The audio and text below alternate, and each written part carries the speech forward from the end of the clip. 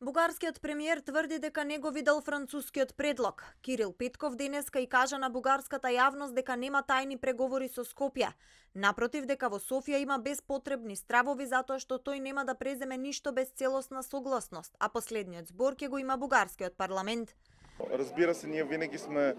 Ако планот на Франција, јас ништо лично не сум видел, ништо црно на бело, но се разбира ние секогаш сме отворени и подготвени да разговараме со сите наши европски партнери, ако имаат некакви предлози, но пак сакам да кажам, тие треба да бидат согласни со рамковната позиција на Бугарија.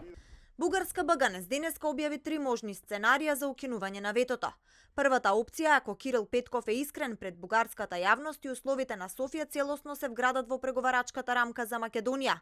Во случај на непочитување, Софија би имала легитимно право да го санкционира преку Европскиот совет и неговите формати. За ова сценарио Бугарија ќе треба да ги убеди останатите членки дека нивните услови се европски, а не бугарски.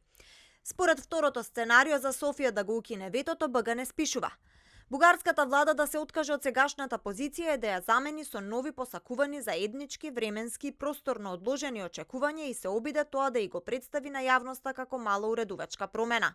Сепак не да објаснува дали ова значи да се тргне ветото во јуни со документ со кој Македонија би била обврзана да ги исполни условите.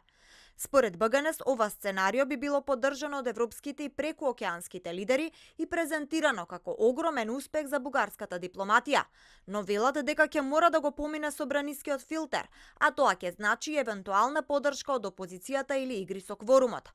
Последната опција е ветото да остане. Во оваа верзија со право ќе има многу разочарани, особено меѓу оние од другата страна на Осогово, на запад или преку океанот. Вчера бугарскиот претседател Радев му порача на Петков да не се надева премногу на мнозинство во парламентот и најави можност за референдум за македонскиот спор.